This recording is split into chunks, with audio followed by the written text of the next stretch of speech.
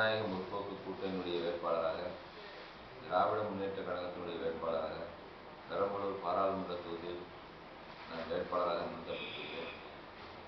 உலகெங்கும் வாழும் தமிழர்களுடைய நெஞ்சில் குடிகொண்டிருக்கும் ஒப்பற்ற தலைவர் கலைஞருடைய ஆசையோடு, இளைஞர்கள் எழுச்சி நாயகன், எங்களுடைய கழகத்தினுடைய பொருளாளர், உள்ளாட்சித்துறை அமைச்சர், எங்கள் சின்ன தலைவர் தளபதி அவருடைய ஆசையோடு, பாரதத்தை இன்று சிறப்பாக நடத்தி கொண்டிருக்கும் காங்கிரஸ் பேரியக்கத்தினுடைய தலைவி அன்னை சோனியா காந்தியுடைய ஆசையோடு, இந்திய யூனியன் முஸ்லீம் லீக் கட்சியினுடைய தலைவர் பேராசிரியர் காதர் மொய்தீனுடைய ஆசையோடு, விடுதலை சிறுத்தைகளுடைய தலைவர் மரியாதைக்குரிய அண்ணன் திருமாவளவன் அவர்களுடைய ஆசையோடு, மாண்புமிகு போக்குவரத்துறை அமைச்சர், என்னுடைய அரசியல் வழிகாட்டி KN நேரு அவருடைய ஆசையோடு, வனத்துறை அமைச்சர் அருமை அண்ணன் செல்வராஜ் அவருடைய ஆதரவோடு, சக தோழர் அருமை சகோதரர் மத்திய அமைச்சர் ராஜா அவருடைய பேர் ஆதரவோடு இந்த தொகுதியில் நான் போட்டியிடுறேன்.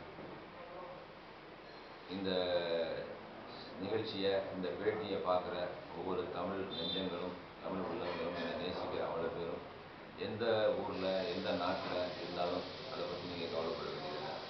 நீங்கள் ஓட்டுரிமை உங்களுக்கு இல்லையே, நம்ம நெப்போலியன் நிற்கிறாரே, நம்ம அவருக்கு ஓட்டு போட முடியலையே அப்படின்னு நீங்கள் கவலைப்பட வேண்டியதில்லை. நீங்கள் எங்கே இருந்தாலும் உங்களுடைய உற்றார் உறவினர்கள், நண்பர்கள், சக தோழர்கள் வந்து என்னுடைய தொகுதியில், என்னுடைய பகுதியில் இருக்கலாம்.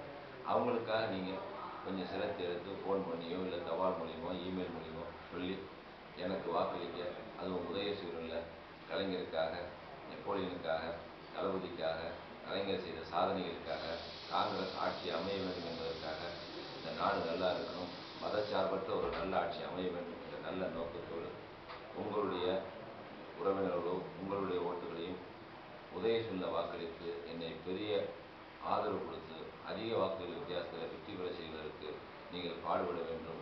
என்றென்றும் உங்களுக்கு நன்றி கடன்பட்டவனாக இருப்பேன் என்று கூறி, இந்த நல்ல சந்தர்ப்பத்தில் உங்களையெல்லாம் இந்த செய்திகள் சொல்வது வாயிலாக, இந்த மீடியா வாயிலாக உங்களையெல்லாம் சந்திப்பதில், உங்களோடு கலந்துரையாடுவதில் நான் மற்றற்ற மகிழ்ச்சி அடைகிறேன். நன்றி, வணக்கம். மறந்து விடாதீர்கள், மே 13ஆம் தேதி தேர்தல், 15வது பாராளுமன்ற தேர்தல் வேட்பாளராக, பெரம்பலூர் பாராளுமன்ற வேட்பாளராக நான் நிறுத்தப்பட்டிருக்கிறேன்.